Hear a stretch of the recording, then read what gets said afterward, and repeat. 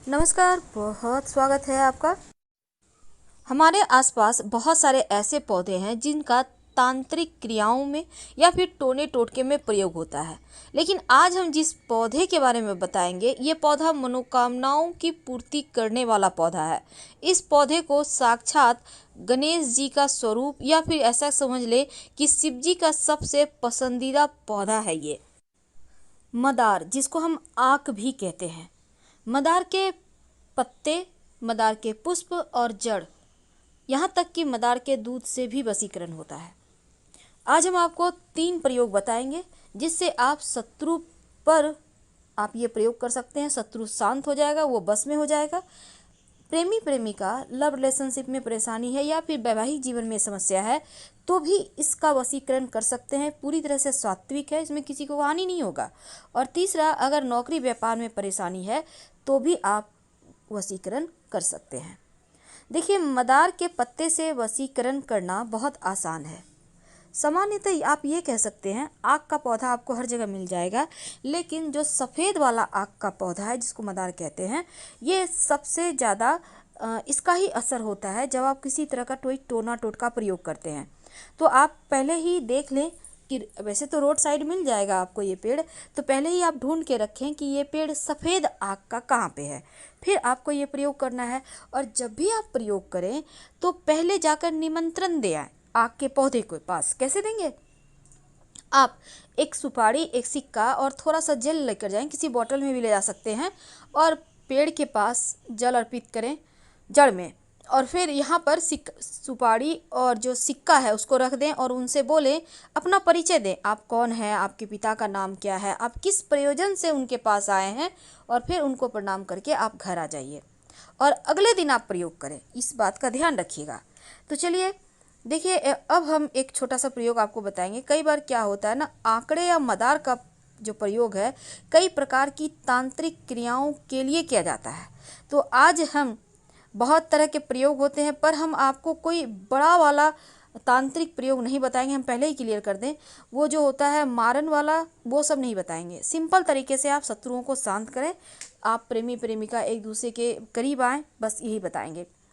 तो चलिए हम जानते हैं, एक बात जान लें कि जिस घर में, घर के बाहर, बाउंड्री वॉल के बाहर मदार का आक का पौधा होता है, उस घर में कभी भी किसी की नज़र दोष नहीं लगती, नकारात्मक शक्तियाँ प्रवेश नहीं करती।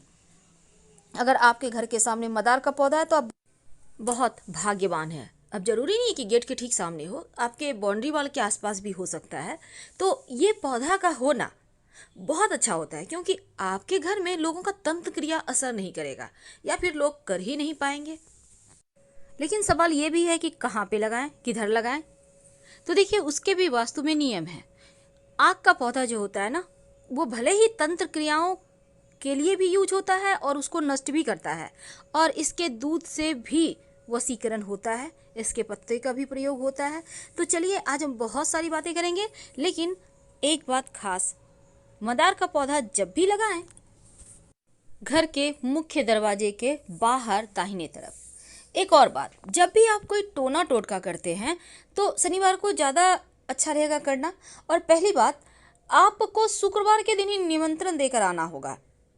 आपको एक दिन पहले निमंत्रण जरूर देना चाहिए, ताकि आपकी मन्नत वो सुने, विनती सुने। अब जैसे आप किसी को बुलाने जाते हैं तो पहले से फ़ोन कर देते हैं, ठीक उसी प्रकार।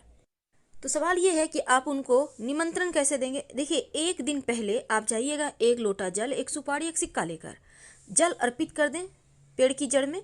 और कभी भी कर सकते हैं, सुबह से शाम तक, जरूरी नहीं है कि भूखे रहना, आप खा पी के भी कर सकते हैं। उसके बाद सिक्का और सुपारी उनके पास रख दें, जड़ के पास, और उनसे हाथ जोड़कर प्रार्थना करें, अपना परिचय दें, आप कौन हैं, आप किनके बच्चे हैं, क्यों आए हैं, और उनसे कहिए कि के साथ।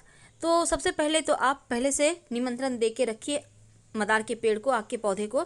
अब इसके बाद आप अगले दिन जाइए और जाकर आपको मदार का सिर्फ पुष्प नहीं तोड़ना, बल्कि जो पुष्प है और उसके साथ जो पत्ते हैं, नए नए जब पुष्प निकलते हैं तो पत्ते उसके साथ बहुत अच्छे से टच किए हुए होते हैं।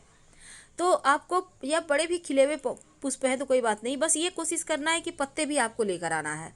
अब इसको लाकर आप, पत्ते और पुष्प लगा हुआ ही रहे, टूटे, उसको तोड़ना नहीं है।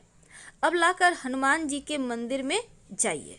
अब हनुमान जी के जो चरणों में सिंदूर होता है, आप उसको थोड़ा सा उंगली से लें और लेकर अपने और उस व्यक्ति का नाम लिखें जिसके साथ आपको रिश्ते बेहतर करने हैं। यानी आप लव का भी नाम लिख सकते हैं यहाँ पर और जीवन साथी का भी नाम लिख सकते हैं।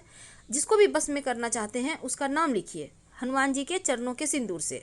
अब इसके बाद मौली धागा के द्वारा दोनों जो आपके जो पत्ते हैं ना, पुष्प को अंदर रखना है और पत्ते चारों तरफ से उसको कवर करके मौली धागा के सारे बांध दे और जो लिखिएगा वो पत्ते पर लिखना है। वशीकरण हो जाता है और ये प्रचंड वशीकरण है। इसको करने के बाद आप कहीं मिट्टी में दबा दें, पीछे मुड़कर मत देखिएगा, कभी भी खाली नहीं जाएगा।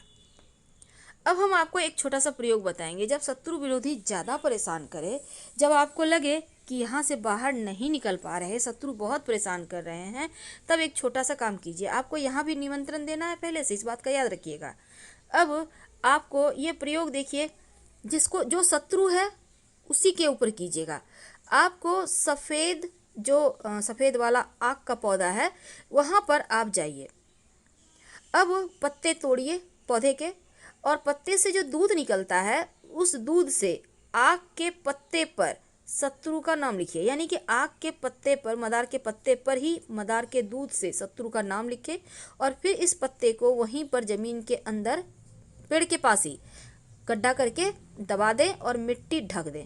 शत्रु बस में हो जाएगा, शत्रु शांत हो जाएगा और आप फिर परेशान नहीं होंगे। वैसे ये प्रयोग एक ही बार में काम करता है। संभव हो तो जैसे ग्रहण होता है, पूर्णिमा है, अमावस्या है, शनिवार है, इन सभी दिनों में अगर ये प्रयोग करें तो वो ज़्यादा असर करेंगे, जल्दी अपना असर दिखाएंगे। ज्योतिष के अंदर यहाँ तक माना जाता है कि अगर आप मदार की जड़ को ताबीज के अंदर रखकर, यानी सफ़ेद मदार की जड़ ताबीज के अंदर रखकर काले धागे में बांधकर गले में या बाह में धारण करें तो आप पर कोई कितना बड़ा भी तांत्रिक प्रयोग किया होगा वो समाप्त हो जाएगा। तो अगर आपको भी लगता है आपके घर के आसपास किसी ने कुछ किया है तो ये प्रयोग कर सकते हैं और 1 महीना के बाद मिट्टी में दबा दें। तो चलिए सबसे अंत में एक खास उपाय। कई बार क्या होता है, आपके ऑफिस में, आपके व्यवसाय स्थल पर लोग बहुत परेशान करते हैं, कई बार घर में भी लोग परेशान करते हैं। तो ऐसे में एक छोटा सा काम कीजिए। आक के मदार के पत्ते से ये भी वशीकरण होता है, लोग परेशान नहीं करेंगे। तो आपको मदार के पेड़ की जड़ किसी भी शनिवार के दिन थोड़ा सा तोड़ कर ले आइए, लेकिन पहले शुक्रवार की शाम निमंत्रण दे आइएगा। और इसके साथ ही एक पत्ता भी तोड़ कर ले आइए, आक का जड़ थोड़ा सा और एक पत्ता। अब इसको मदार के जो पत्ते हैं और जड़ है इसको ले आइए। अब इनको पीस लीजिए अच्छे से और फिर किसी मदार के पत्ते को धोकर, यानी कि जो जड़ है उसको पीस लिया, अब मदार के पत्ते को धो लीजिए, उसके ऊपर जड़ को थोड़ा सा घी के साथ रखिए।